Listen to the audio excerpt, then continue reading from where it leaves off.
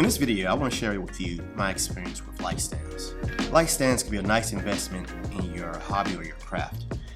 The funny part about it is, a lot of times we don't want to look at the accessories that go with photography.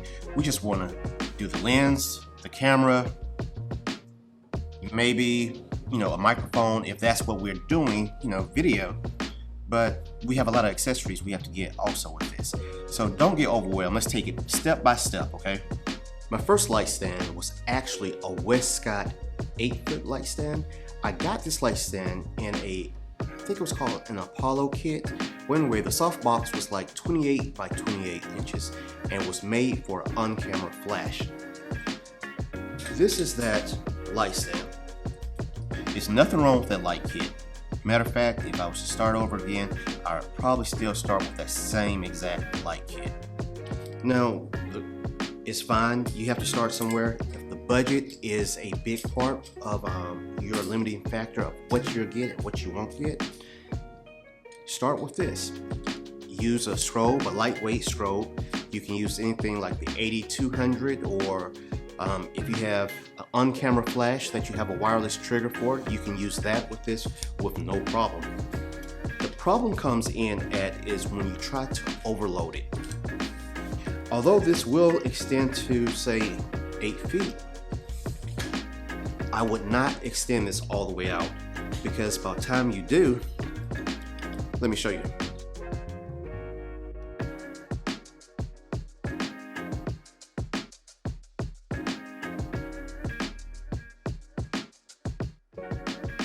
Now, truthfully enough, this light stand will support a lot of fixtures vertically, but again, the limiting factor would be how high you actually take the fixture.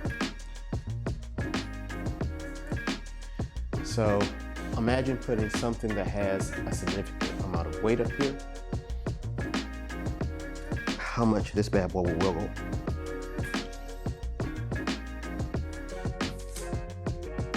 I'm not going to use a light in here because I don't want to risk anything, but you'll get the gist of what I'm referring to.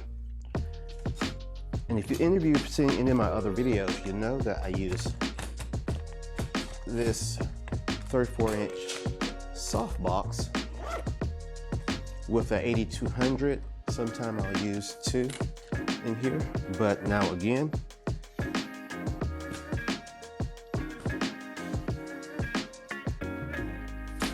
I don't even know if this is in frame, but you see how it starts to bend like a fishing pole.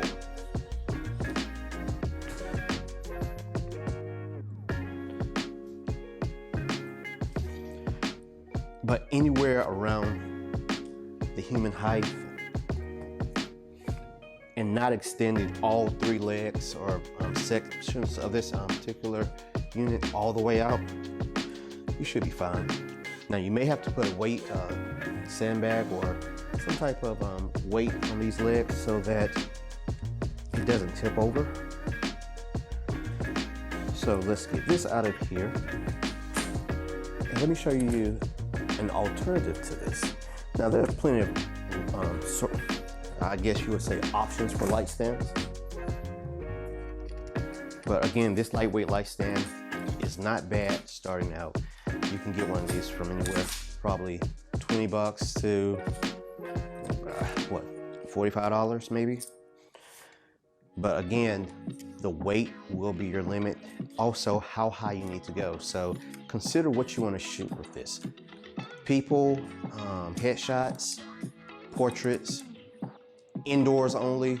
I would not take this outside because, again, once you put your light modifier on here, this will go sailing like a kite. But there's an alternative. This right here.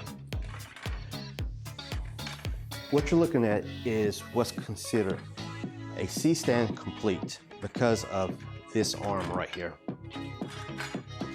This by itself is considered a C-stand. The C-stand will actually fold so that you can stack and transport it a lot easier. It's substantially heavier And a matter of fact, I think the top leg of this 3-section is actually solid. It may not be, but it's pretty doggone close to it.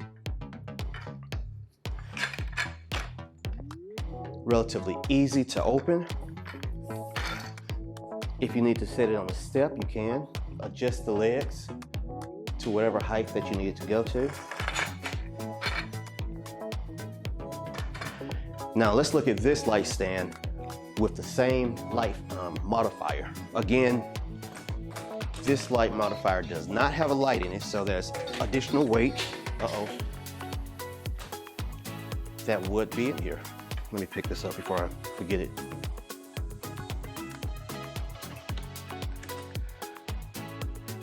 I'm not taking that out. So we can go actually higher than the ceiling. Let's see if you can see. Make sure I'm in frame. So I should be in frame. That's the top section by itself.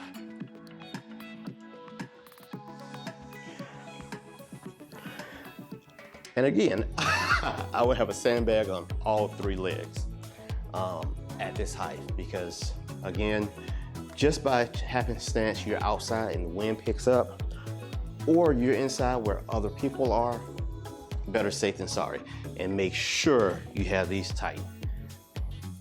But as you can see, this section right here, you still have, I don't know, this one I think it extends to just up under, I think, 11 feet. Anyway, with the C-stand, you have more options. One, it carries a heavier load or a heavier capacity. You can add an arm to it to make it a C-stand complete, which, although we're talking about lights, you can also add what's called a flag so that you can block light from areas that you don't want it, or if it's the wrong temperature, or that you just don't want it on the person's face, or whatever you're shooting, to block light in general. Now with anything that's going to protrude out or cantilever out from over the center of your C-stand, it's recommended that you have whatever you're hanging off of it over the bigger leg. That way, as the weight is applied here, it's less likely to tip over. You can also add a boom arm. Now, I have to admit, I don't know an easier way to install this on here, which money is time, time is money, all that, yada, yada, yada. You don't want to waste your client's time. You don't want to waste your own. So whatever you can have set up for what that you need, I would advise that you, or suggest that you go ahead and do that. Otherwise, you'll have people sitting around waiting for you. And this would really interrupt your flow of your work. But nonetheless, this thing is really nice. I like this. I can mount a light to this.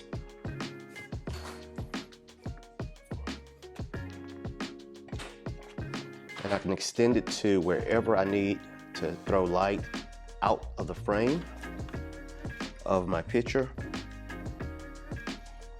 This one, I think it extends about, what, 60 inches? I'm not gonna do it right now, but yeah, and on top of that, raise it to wherever you need it. And still remember about your shadows on your face, if it's a person, or where you're gonna throw light. And when you throw in the light, you're gonna have shadows somewhere. So again, sandbag, and I've done this wrong right in front of you.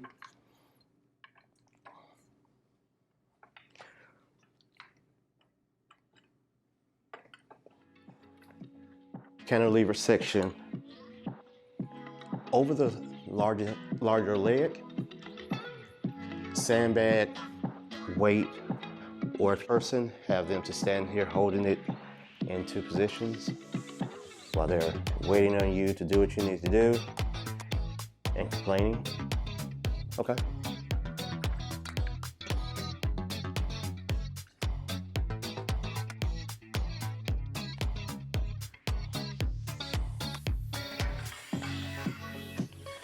And I know some people may think this is overkill, but it's better safe than sorry. What I also like to use this particular setup with is for booming a mic. So in some of my videos, I'm actually using this microphone with the Ceremonic Blink 500 for a wireless solution to my audio situation. Easy peasy.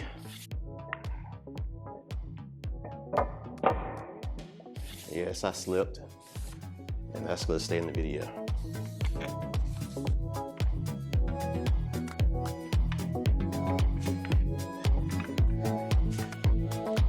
Set it up a few feet away from myself and right out of frame, and no one's ever the wiser. Again, over the larger leg. I'm usually not that far out, but if I would be, I would probably still have some type of safety of a sandbag over this leg again. Hopefully you can see some of the differences in these two light stands. My deciding factors were the price, portability, and versatility in use. Personally for me and my needs, both light stands proved to be very beneficial. Keep in mind, regardless of which light stand you choose to use, practice and get familiar with it before you take it out on a shoot. Let me know in the comments below which light stand you decide to go with. And if you're a more seasoned photographer that's been doing this for a while, share with us which light stands you got initially when you first started out and if you regret that purchase. Hey, I hope this video was useful to you. Anyway, I hope you have a good day. God bless. It doesn't tip over. Not much.